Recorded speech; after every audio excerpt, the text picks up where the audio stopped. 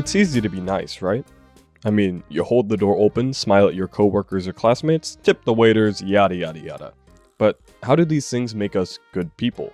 What does that even mean, to be a good person? Hi, I'm Joshua with Sunday SVC, and Therapy Central states that questioning your own goodness is often a sign that you care about being a good person in the first place. Which means, let's go, we're on the right track. Actually though, where do we go from here? Well, SVC had the opportunity recently to talk with Jeff Yang, Bradley Rapier, and Israel Houghton on the subject of faith and entertainment, essentially being a good person in one of the harshest environments in the world. Check the description for that video, they talk a lot more than what we'll cover today, but I wanted to draw on their advice to make my point. What does it mean to be a good person, and how can we even do that? Let's pull back for a second. Goodness is our capacity for empathy, integrity, compassion, self-awareness, and commitment to growth. If you look at that list, it says nothing about doing anything, which means those stores and tips don't really make you a good person. But they can come from a good person. Here's a thought. Would you tip someone if they didn't ask? Like you received the check and there's no spot to add a tip. Would you pull out some cash and leave it on the table? What if you were traveling and you're never coming back to this restaurant so you don't need to impress anyone? Would you tip? If you take a look at this table, the difference between nice people and good people is that motivation. Is the tip so you don't look bad, or is it for helping out another person? Food for thought. Anyways, someone with a lot of goodness can be called a good person. Easy, right? Well, not quite. How can we be more committed to growth? Self-aware, compassionate, empathetic, and integral. Nope, that's not the word. Just Googled it. There's no adjective for integrity. Moving past that. All those things are just words, not actions. And the only way to make a difference in the world is through action. Therefore, let's use some advice from our faith and entertainment panel to translate these ideas into some actionable advice. Part 1. Patience and endurance. Wow, patience. We're starting really difficult. But it's super important. Patience is the ability to act with calm or restraint under provocation or strain. But just being patient isn't the hard part. It's how we stay patient. Remember empathy and compassion? These are the marks of a genuinely good person. It's that intentionality.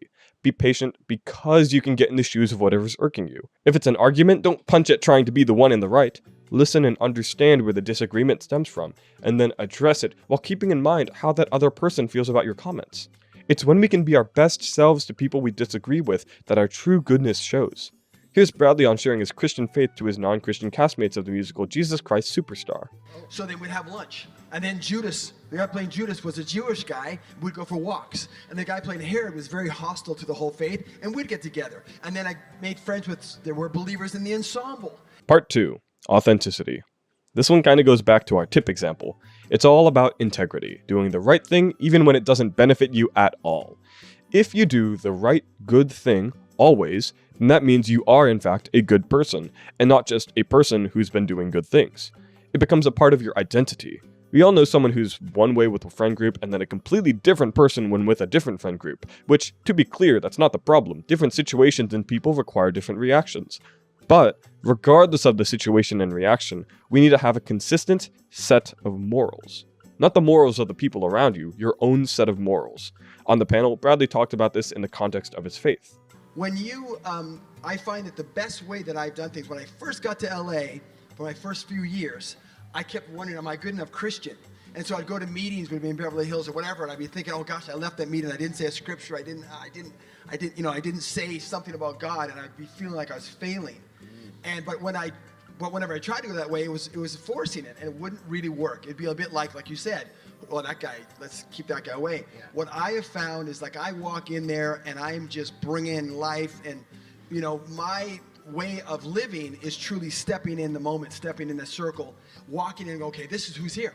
Okay, we're doing this, and getting people to not hide, getting them involved, and seeing there's something great we're going to do. Speaking the vision and sharing the idea, even though it might be about just some scene in a movie. That living in the moment is essential to being authentic. Part 3. Actions, not words. If I were to meet you in a conversation and I said, "Hi, I'm a good person," would you think that I'm a good person? You're probably either saying, "Sure, why not?" or "No, that's bragging." Which is completely fair. Just saying those words doesn't tie into empathy, integrity, compassion, or commitment to growth. I guess you could say self-awareness, because you know you're a good person, but the more self-aware thing would be to understand both your goodness and your faults and weigh them accordingly. And if you are a self-aware person, you should be aware of those sins. And if you choose to still say you are a good person, that means you have a lack of commitment to growth. In order to prove you're a good person, you just have to live that. Those first 2 bullet points. Here's Bradley again. But when we're actually engaging with people, you can't lead with that stuff. I call it leading with the move. And I say it's not the move, it's the groove. If you live your life, if you dance based on moves, you're going to run out of moves. But you connect to that deeper groove, you can dance through life all day. And so when you enter going, okay, they got to know that I'm a great dancer or that I'm a great musician or I'm a great author, then you walk in and you're like this. But if you walk in just going, oh, I'm here. I'm trusting that those moves within me, my knowledge, my training, my personality, will come out as it were, but I'm going to be right here. I'm going to be curious about all this stuff. That's how it happens, I think, anywhere. That's kind of the basis of what I think. What Bradley's talking about here is actually just generally about proving yourself. So you can extrapolate this idea outside of proving you're a good person and take it to a skill set or a faith. And the summary is the same. Don't say it, live it. Conclusion. Quickfire recap. A good person is full of goodness, which is our capacity for empathy, integrity, compassion, self-awareness, and commitment to growth. Intentionality is king, and a desire to be an improving peacemaker at all times is a big step forward in our goal to be beacons of good faith in our communities. Thanks for watching this episode in our series of Living Faithful, Living Practical. If you liked hearing from Bradley and you're interested in this topic, check out the full panel in the description. You can hear a lot more from him and from Jeff Yang and Israel Houghton as well. That's all for today. God bless you, and goodbye.